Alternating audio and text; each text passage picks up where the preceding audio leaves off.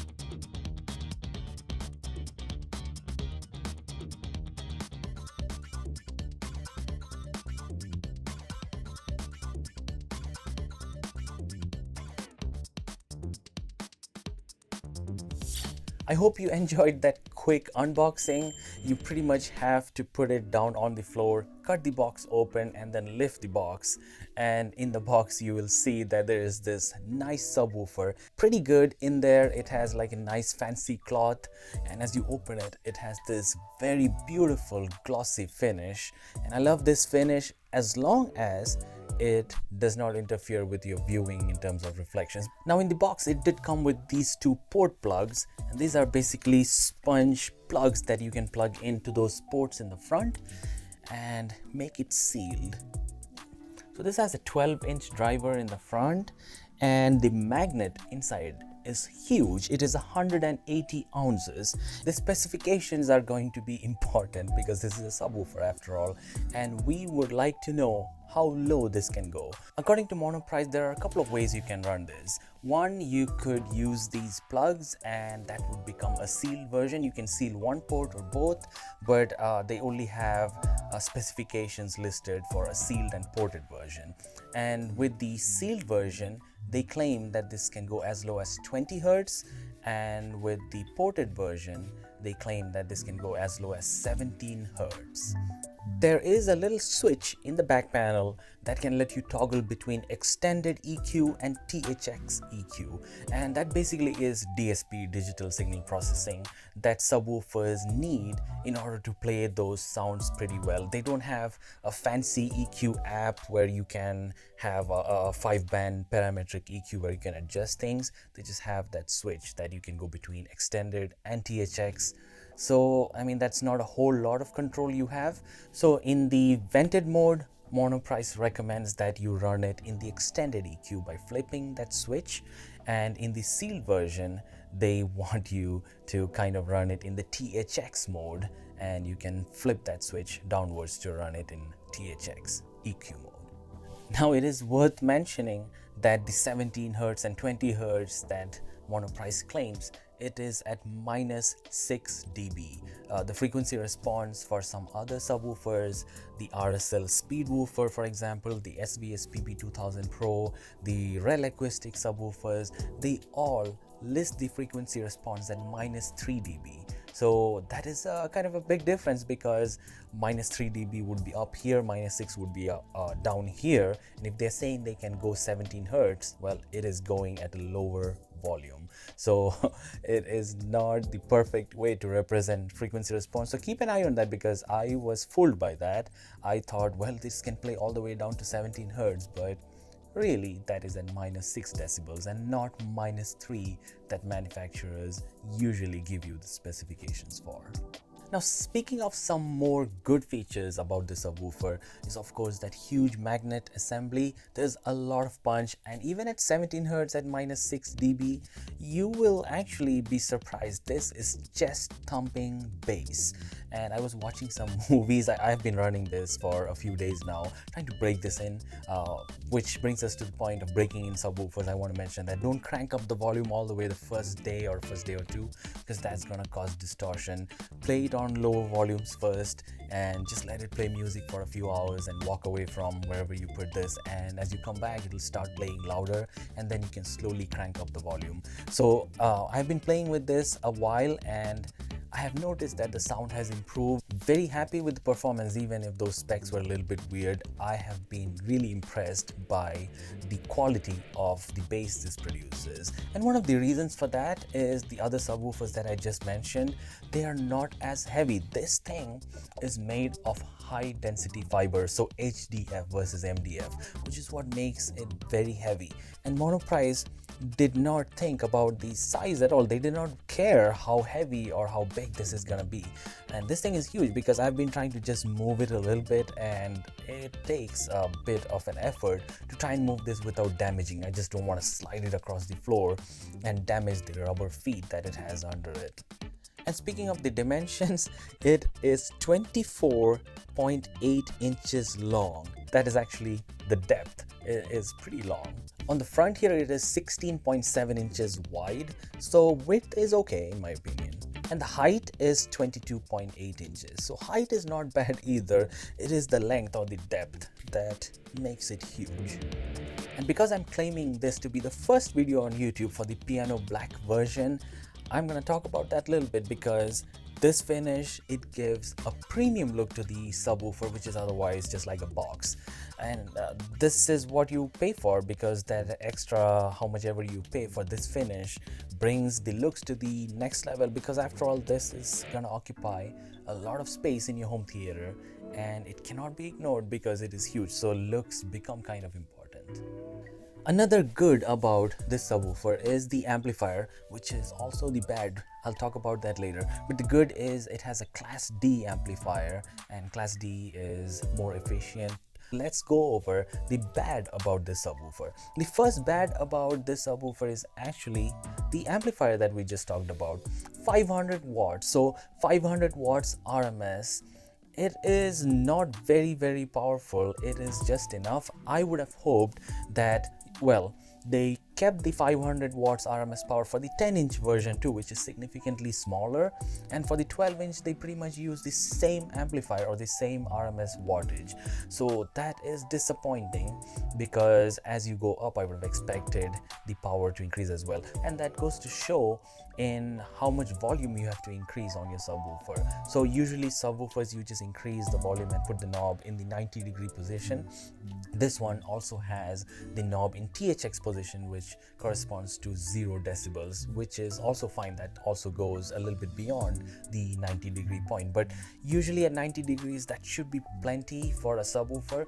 But for this one, to get a reasonable output, you have to go further down into the positive territory, and 90-degree knob is simply not enough. You have to turn a little bit higher, and that is I mean, that is okay, but you would have preferred for a sub this big and you're holding this much of weight in your home theater. Why not give it a better amplifier, and that would have done justice to the looks and the size of the subwoofer. Now, the excursion that the cone can handle is 0.7 some inches. If you look at some of those DIY subs from Dayton Audio, they claim 2 inches of excursion. And that is a lot that the cone can move back and forth, and that would move more air. That might give you a lot more bass, but you also have to consider this has been tested. This is THX certified, which means the company pays to get this tested in a home theater environment of a particular size. This is not THX Ultra certified, which is for a bigger home theater, but for medium-sized home theater that most people have. This is THX certified, and it plays loud enough without distortion, so you can be assured that this is no joke by any means. This is not a sponsored video. I bought this subwoofer on Amazon. I got it for a very good deal, and that deal has been posted on my website delete.com as well. And as soon as I saw that deal posted by someone, I went ahead and pulled the trigger because I got this for $750. And that brings us to one of the goods about this subwoofer again. On Monoprice's website, not for the piano gloss finish that I claim to be the only one who has made a video for, the non-piano gloss version, it's $699 on the Monoprice website. They don't have it in stock because I think people went crazy buying it. It's $200 off, it seems, and it's estimated to come back during Black Friday 11/26 or something at the time. I looked at it, but for $699 you always can find a coupon or something, and I think that brings it down to $675. I cannot think of any other subwoofer that is this heavy and it has this low frequency response with this kind of a build at that price. So $674, very good price. Again, I don't care if you buy from Monoprice or Amazon, if you buy some other subwoofer. I'm not affiliated to Monoprice in any way, so please use your judgment, because as we go through the good, bad and the ugly, you can make a decision on your own. But that price is definitely a good and something to consider, because this would be more than enough for a medium quality home theater. Now we're getting into territory where the bass is going to be chest thumping, and it is going to give you a very immersive experience. And as you watch, especially for movies, this is amazing. For music, you have to seal it up, and that brings up a little bit more tighter bass. So the price is definitely one of the goods. The finish, if you are able to get it for a good price, it is pretty good as well. The build quality, how heavy this is, made of HDF, that is also a good. The cone and the material used in the cone, everything, the magnet inside, all of those are excellent quality. The cone is made of 2 layers glass fiber, so that is good material as well. The edges are kind of smoothly rounded and finished, so that is a big plus as well. And I have not noticed the whole subwoofer even vibrate a little bit. There is massive bracing inside the subwoofer that prevents this from distortion and internal resonance. So that is why this is heavy, because there's a lot going on inside. Overall, the whole construction is very good. You just have to unbox this, break it in, put it in a stable spot, and you should be ready to go. This grill is actually really good quality, and that is not the bad. I love this grill because look at that quality. So it is pretty straight, made of very high quality material, and it's a shame that this grill does not really smoothly go in to these spots right here. Both very good quality, but the fit is not that perfect. Another bad about this subwoofer, in my opinion, is it does not have an app control or something that gives you a better EQ. There are subwoofers like SVS, they have all these parametric EQs where you can build a graph and adjust your frequency response accordingly based on your room. And for this, you just have those 2 switches, which brings the need of an external DSP. You might have heard of something like the mini DSP. You can use that. Actually, you can hook it up to your receiver, so it acts in between your subwoofer and the receiver and takes care of the DSP work, and that has EQ as well. So you can go that route. That helps you control a couple of subwoofers as well, so not just one, so you can EQ them. So in the long term, if you get this subwoofer, you will have to think about a mini DSP or a DSP in the middle of the whole signal processing that can help you get better quality sound. And because every home theater is different, it depends on the placement of your subwoofer, how much room you have, so you can EQ that accordingly. So yes, no app and no minute control of the frequency response and adjusting all the parameters is a minus in my opinion, but you can live with it to start with because the sound quality is pretty good, the bass is pretty good as well. So for the most part, you will be good, at least in the beginning.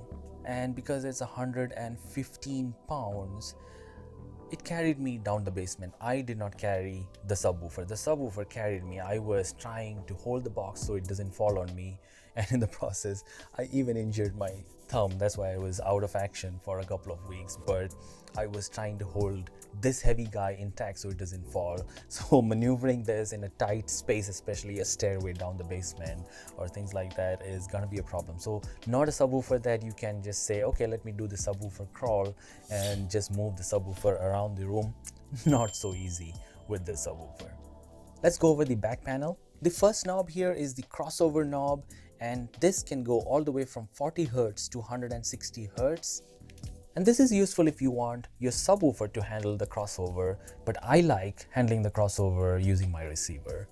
The second knob is the phase knob, and this is one of the goods. Typically on low-end subwoofers, even at this price range, you just have a phase control that goes from 0 to 180. It's just a switch that you can flip in between 0 and 180. In this case, you have a control knob that lets you go all the way from 0 to 180, so you have that variable phase knob. And the third knob is the level knob, and you can see there is a THX option all the way to the left. And according to Monoprice, that THX option is what they recommend that you start the calibration of your subwoofer with, and that corresponds to around 0 decibels. But if you want to control the volume yourself, you can turn that knob around to whichever level you want. The knob gives you the option to go all the way up to 15 decibels. And now on to those switches there. The first one is the crossover switch. You can turn the crossover on, and once you turn it on, it means that the first knob that we talked about for the crossover, that comes into action. So once you turn it on, you are asking the subwoofer to handle the crossover. But if you flip the switch and put it onto the THX position, that is for modern receivers. The receiver can handle the crossover, and I would recommend that, especially if you have a modern receiver. Let the receiver handle the crossover frequencies. And the second switch is the EQ switch, and that goes between the extended and THX. And the last switch on the right is the power. There's an auto option. I leave mine on auto because there's a class D amplifier. Even at idle standby, it is not consuming a lot of power, so you can leave it at auto, and that means that when the receiver is powered on and sending signal to a subwoofer, it turns on automatically. The auto turn off time is 30 minutes. I did not find a way to control that at all. I would have liked to change it to maybe 10-15 minutes, but that's okay. Within 30 minutes, if it does not get a signal, it's going to turn off. So far pretty happy with it, but coming up next, folks, is the SVS PB2000 Pro. It is sitting in the box, and I need to unbox this, and I'm gonna compare it with this subwoofer because that is way more expensive, but it has that app control and it is highly rated, and people talk about that a lot. So we have to get that comparison in, because what are we getting by paying a few $100? And more videos are coming soon for this subwoofer and the other subwoofers as well, and all kinds of speaker stuff. So if this is something you're interested in, please consider subscribing for all tech related stuff.